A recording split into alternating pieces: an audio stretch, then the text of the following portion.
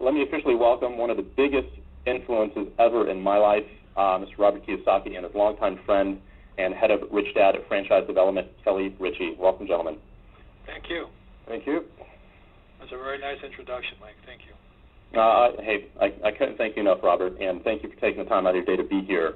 So let's just jump in real quick. And I watched that clip of you on CNN again last night when you predicted the crash of Lehman and Goldman Sachs, and most people thought you were nuts.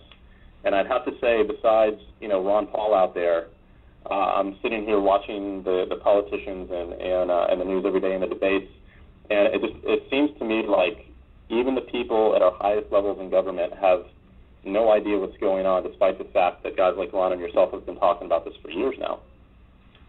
That's correct. And even in 2005, I was on KTLA television, and they were asking what I thought about the real estate boom, and I said it'll turn into the biggest mortgage disaster the world has ever seen. And that was in 2005, and then, as you know, 2007, the subprime mess emerged in August of 2007. So, like you're talking about, the future is predictable, and if you're not ahead of because the future is changing rapidly, and if you're not ahead of the change, you become a victim of it, as many people are. So I think that's the main reason I'm doing this course, is because for a few people, it is better to know what's going to happen than to wonder what happened. Yeah, I was at your Psychology of Winners event a couple of months ago in Phoenix, and there's something that you said that really, it was a huge light bulb for me on a grand scale, and it was very basic, and I guess I should have known it, but it really stuck out, and it was the fact that you made it a point of saying that, look, rich people make money when the market is up, and rich people make money when the market goes down. It doesn't matter either way. There's opportunities in both, and I just find that ironic with, the headlines that we see today and the panic, hitting the market right now. That was something I just took to heart, and I was like, wow, that's incredible, to where I'm not really doing my job, and I haven't educated myself if I'm not making money when the market's going down as it is today. Well, what you're doing is by leading a networking organization is something that I've been advising people to do for a long, long time now.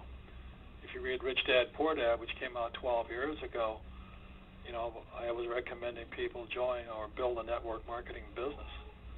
And the reason you're in a great position today is because, I think GM dropped 31% today. So the idea of a job security for life is really somebody chewing on some mushrooms. It's not reality. So more and more people are coming your way, and the primary reason I recommend it, and the primary reason Kelly is in the franchising business, is because the idea of job security is really a myth. And when guys like Bush, Obama, McCain, they say we're going to bring high-paying jobs back, you have got to be a complete moron to believe them. You've got to be dreaming. There's no way. And the reason for that is jobs always migrate with the lowest priced workers.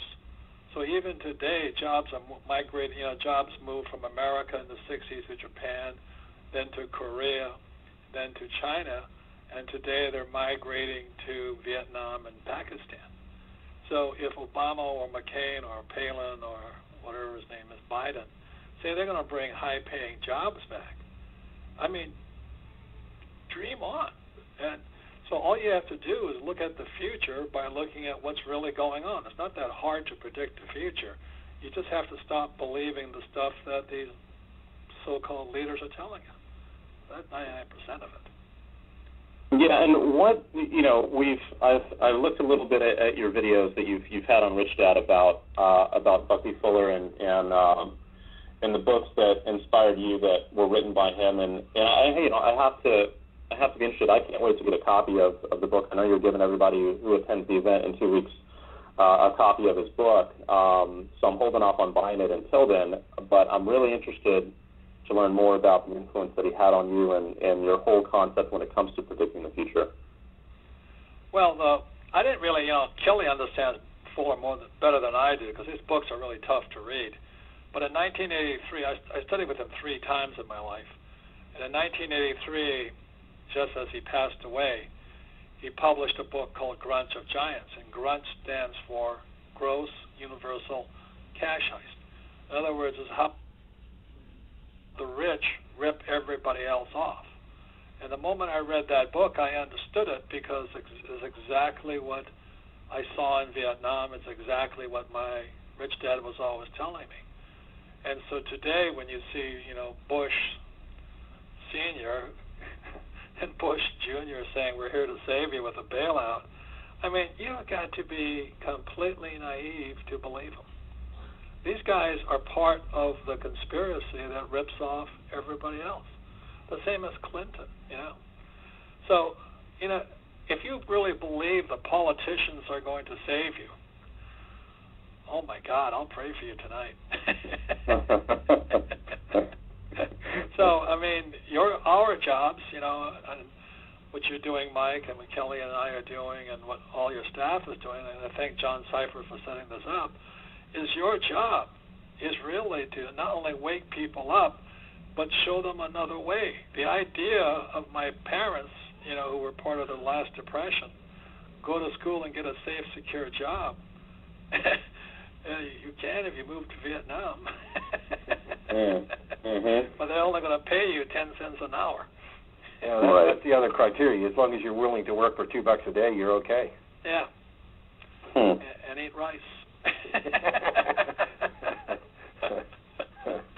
Well, is there anything that either of you would like to share or shed some light on with the bailout and what's really going on? Because, unfortunately, I think for the majority of the people on this call, even if they're eager to learn the truth is pretty difficult to find these days unless they're talking to someone like you, because all they get is the spoon-fed media, on CNN and CNBC, and I don't really know if America understands what the bailout is going to do, not even in this month, but over the next couple of years.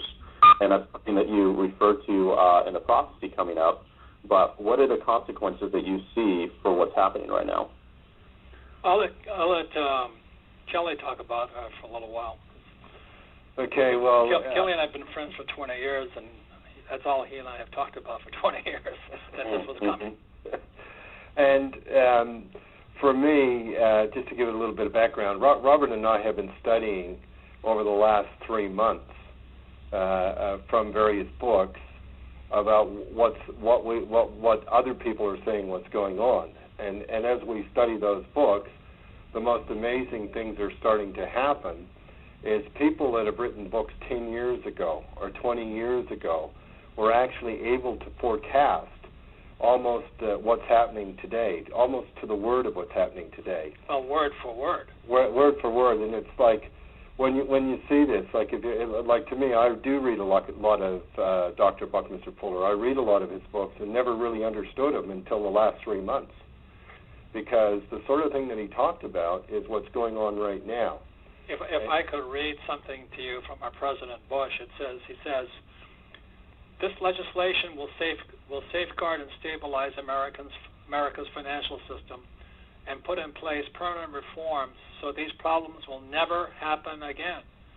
Moreover, it says to millions of depositors, you will not be the victim of others' mistakes. We will see, I guarantee, that your deposits are secure. But that was President H.W. Bush in 1989. And then, so this is in 2008, President George W. Bush, George Jr. says, Congress must act. We are facing a choice between action and the real prospect of financial hardship for millions. Now, I thought his father, the first Bush, promised these problems would never happen again. So what Kelly is really saying is the reason we knew this was going to happen is happened throughout history. It has happened for thousands of years. And people are stupid enough to believe they're politicians. And it's the willingness to observe what Robert just read and then say to yourself, well, what does that really mean? And studying Fuller,